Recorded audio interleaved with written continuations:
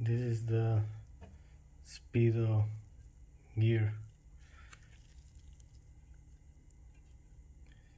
It's a plastic one gear who goes against the iron gear that moves the plastic gear. So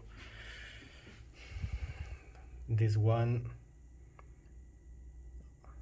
the gears of the plastic one break and don't make it turn, so no signal to the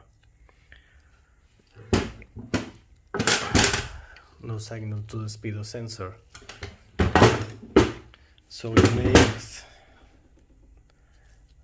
that the speedo clock doesn't work and the check engine light turn on. So this is what you should change to fix it, and it's a very hard job. So it's a cheap part.